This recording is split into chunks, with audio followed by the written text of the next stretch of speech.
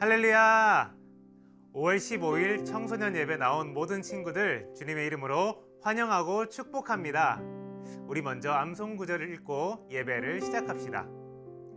당신들은 나를 해하려 하였으나 하나님은 그것을 선으로 바꾸사 오늘과 같이 많은 백성의 생명을 구원하게 하시려 하셨나니 창세기 50장 20절 말씀. 아멘.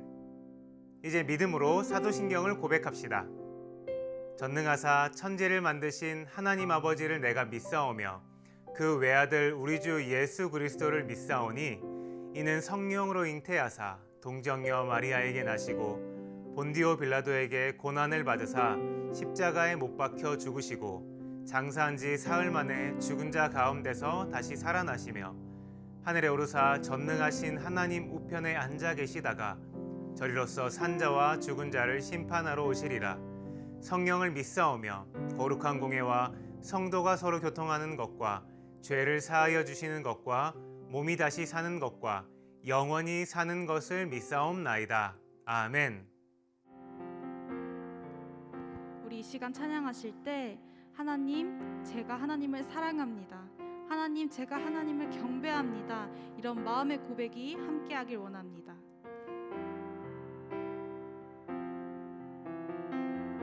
아버지 사랑합니다. 아버지 사랑합니다. 아버지 경배합니다. 아버지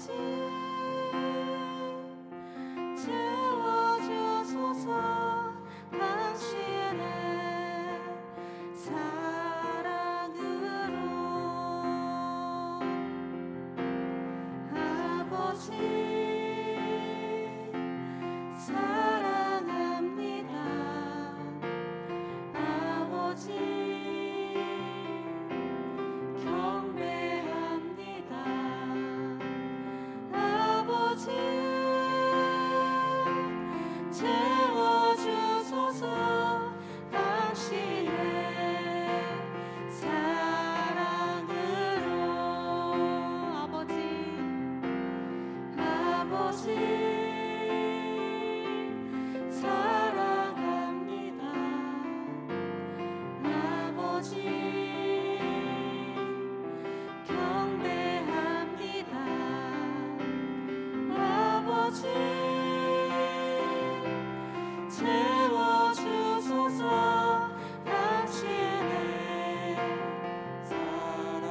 성령님 사랑합니다.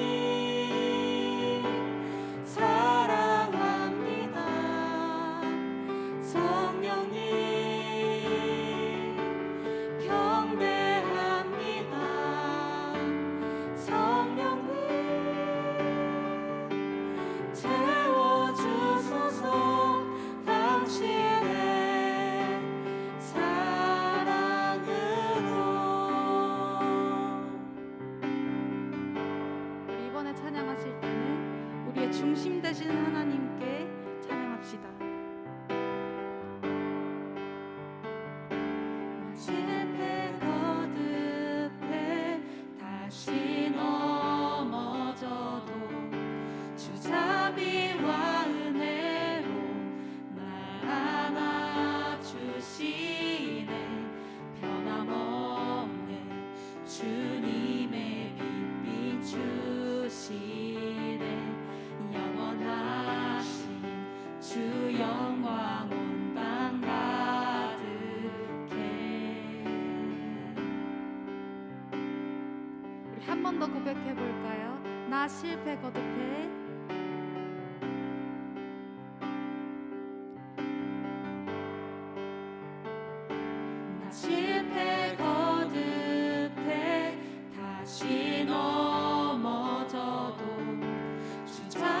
자비와 은혜로 날 안아주시네. 변함없는 주님의 빛 비추시네. 영원하신 주 영광 온 땅 가득해. 내 맘과 영혼 모두 드리리. 성령의 불로 태우소서. 주님의 은혜로 날 감싸소서. 주를 더 사랑하도록 변함없는 주님의 빛 비추시네. 영원하신 주 영광 온 땅 가득해. 내 맘의 소망은 주님을 찬양. 내 안에 중심이 주를 찬양.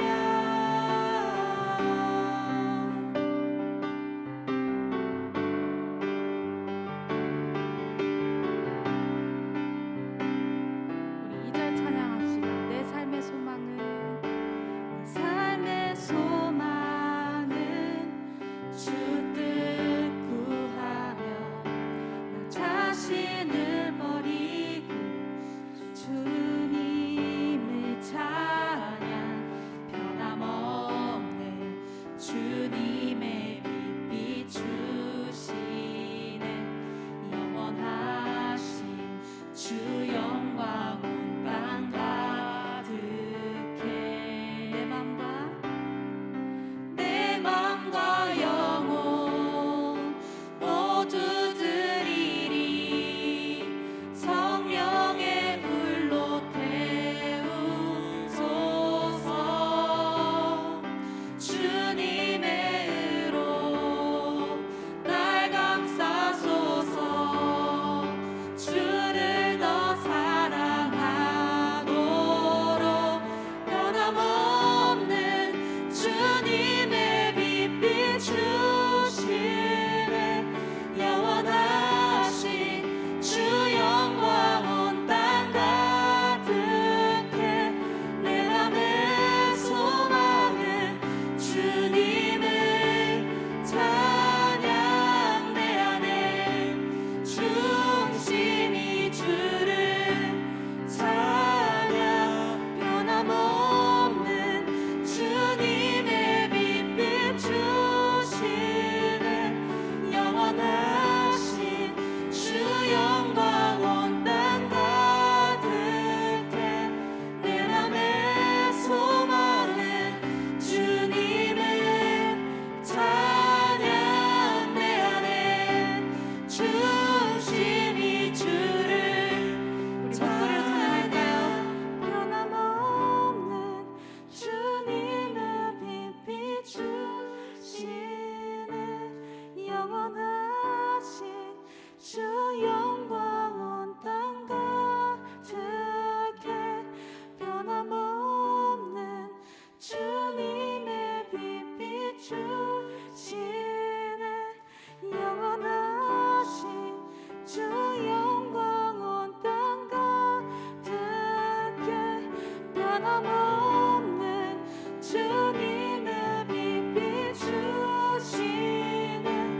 영원하신 주 영광 온 땅 가득해. 변함없는 주님의 빛 비추시네. 영원하신 주 영광 온 땅 가득해. 내 맘의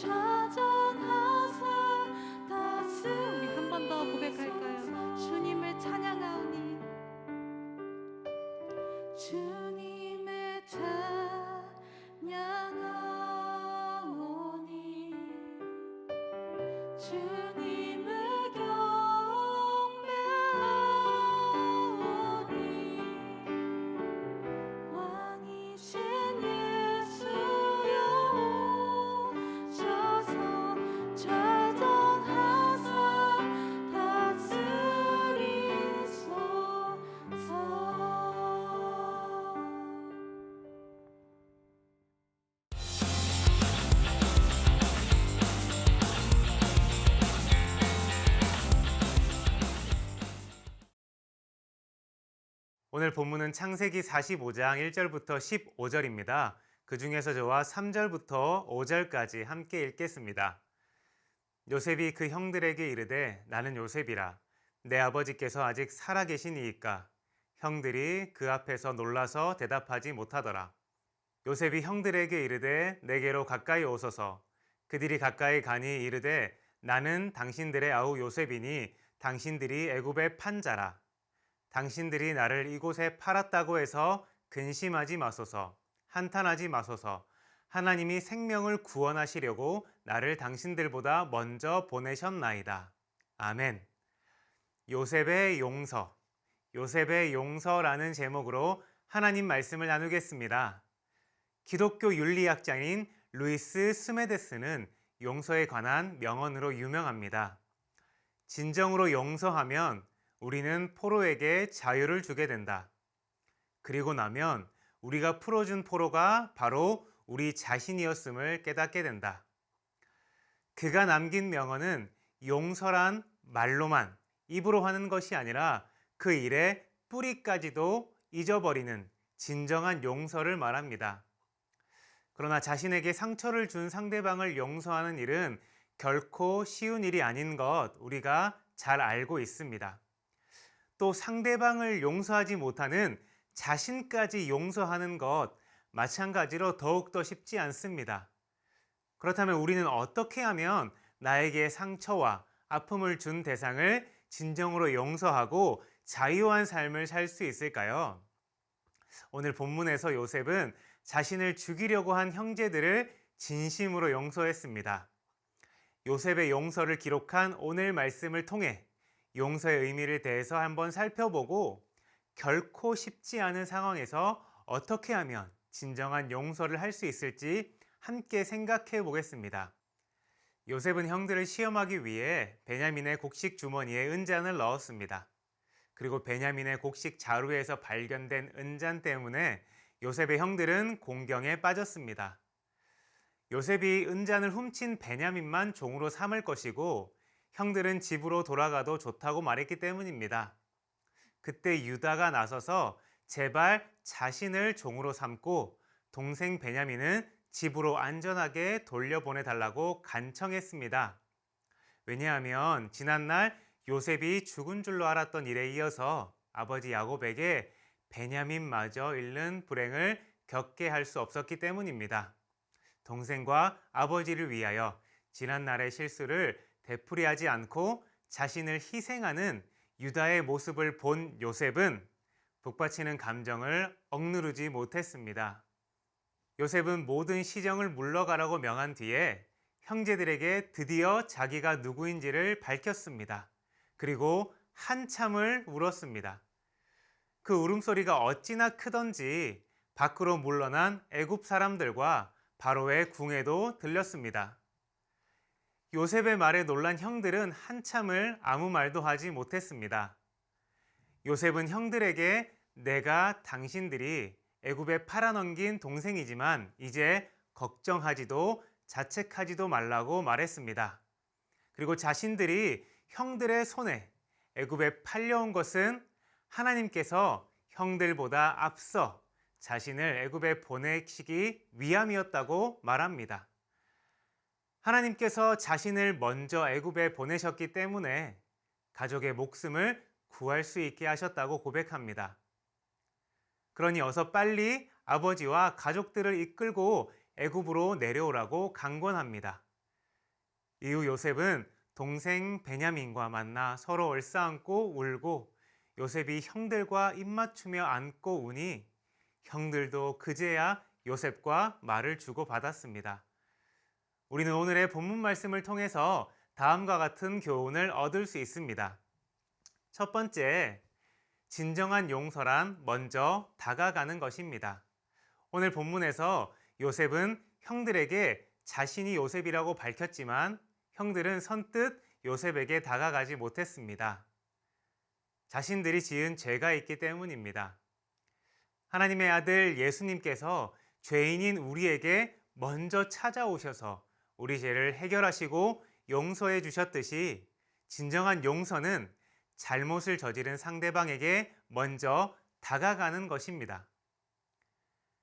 여러분은 자신에게 잘못을 저지른 상대방에게 먼저 다가가 용서해 준 경험이 있습니까? 루이스 스메데스의 명언처럼 먼저 상대방을 용서하는 곳은 곧 자신을 용서하는 일입니다. 어렵고 힘들지만 용서를 위해 한 걸음 내딛었을 때 우리는 분노와 악한 감정으로부터 진정한 자유를 누릴 수 있습니다. 오늘 본문에서 요셉 또한 형들을 용서해 주기 전에 바로의 궁에 들릴 정도로 통곡하며 울었습니다. 그의 울음에는 형들을 향한 원망, 미움, 그리고 지난날에 자신이 겪은 여러 가지 감정이 뒤섞여 있었을 것입니다. 그러나 그가 먼저 내디딘 한 걸음으로 그는 이전에 자신을 괴롭히던 원망과 미움의 감정으로부터 해방될 수 있었습니다. 우리 모두 상대방에게 먼저 다가가 진정한 용서를 베풀고 진정한 자유를 누리기를 예수님의 이름으로 소망하며 축복합니다. 두 번째입니다. 하나님의 뜻을 깨달은 사람은 용서할 수 있습니다. 본문에서 요셉은 자신을 죽이려고 했던 형들을 용서했습니다. 그러나 용서는 말처럼 쉬운 일이 아니죠. 요셉처럼 생명의 위협을 느낄 정도로 위협받은 경우, 상처를 준 대상이 가족인 경우 더더욱이 그렇습니다. 요셉이 형들을 원망하며 그 책임을 지라고 해도 요셉에게 뭐라고 할 사람은 아무도 없었을 것입니다. 명백히 형들의 잘못이었기 때문입니다. 결국 형제들은 요셉이 보는 앞에서 자신들의 죄를 고백하며 후회했습니다. 이처럼 하나님은 죄를 깨닫게 하시는 분이십니다. 그 이유는 자신들의 죄를 돌아보고 후회했던 요셉의 형들처럼 죄를 뉘우칠 기회를 주시기 위해서입니다. 그러나 요셉은 형들을 용서했습니다. 요셉은 어떻게 형들을 용서할 수 있었을까요? 창세기 45장 7절 말씀은 우리에게 그 이유를 알려줍니다. 하나님이 큰 구원으로 당신들의 생명을 보존하고 당신들의 후손을 세상에 두시려고 나를 당신들보다 먼저 보내셨나니. 요셉은 자신이 받은 고난이 형들의 잘못 때문이 아니라 하나님께서 계획하신 일이었다라는 것을 깨달았습니다. 어릴 적부터 하나님이 자신에게 주셨던 꿈과 원치 않았던 고난, 연속된 슬픔의 이유도 마찬가지입니다. 요셉은 기근의 때에 자신의 가족과 수많은 사람의 생명을 살릴 수 있도록 하나님이 계획하셨음을 깨달은 요셉, 그 형들을 용서할 수 있었습니다. 이처럼 하나님은 우리를 향한 뜻을 가지고 계십니다. 그것은 바로 영혼 구원입니다. 예수님의 제자인 우리에게 핍박과 알 수 없는 고통이 찾아올지라도 우리를 향한 하나님의 뜻을 생각하면 영혼을 용서할 수 있는 저와 여러분이 되기를 주님의 이름으로 소망하며 축복합니다. 우리 들은 말씀 가지고 함께 기도합시다. 우리 기도할 때에 우리가 가지고 있는 상처, 어려움들, 아픔들, 트라우마들 이것들을 모두 뛰어넘어 우리에게 상처를 준 상대방 그리고 나 자신도 용서할 수 있도록 하나님의 뜻을 깨달아 용서할 수 있게 해달라고 주님 이름 한번 외치고 기도하시겠습니다. 주여, 사랑해 주님 감사합니다. 오늘도 말씀 앞에 나온 우리 모든 청소년들 환영하고 축복하며 우리 아이들의 그 마음을 주님 봐주시옵소서. 그 마음을 치유하여 주시고 깨끗게 하여 주시옵시고 상대방과 나를 용서할 수 있는 은혜를 베풀어 주시옵소서. 또 하나님의 큰 구원 계획을 요셉이 깨달아서 용서할 수 있었던 것처럼 우리를 향한 하나님의 뜻과 계획을 알려주셔서 크고 작은 일 때문에 분노하지 않고 상처받지 않고 용서할 수 있는 청소년 될 수 있도록 주님 붙잡아 주시옵소서. 사랑해 주님 감사합니다. 오늘도 예배드리게 하심에 감사합니다. 하나님 말씀처럼 상대방과 나를 용서할 수 있도록 주님 붙잡아 주시고 하나님의 구원 계획에 따라서 그 영혼을 돌보고 용서해 주며 그 영혼의 생명을 살릴 수 있는 은혜를 우리 모든 청소년에게 덧입혀 주시옵소서. 이제는 우리 주 예수 그리스도의 은혜와 다함이 없는 하나님의 사랑과 성령님의 감화교통 인도하심이 오늘 우리에게 용서할 수 있는 은혜를 베풀어 주시고 우리가 용서하기를 결단하는 모든 청소년들의 머리 위에 이제로부터 영원토록 함께 계시기를 간절히 축원하옵나이다. 아멘. 이번 한 주간도 말씀 붙잡고 승리하며 기쁨이 충만한 삶을 살기를 축복합니다. 우리 청소년 여러분, 다음 주일에 또 만나요. 샬롬.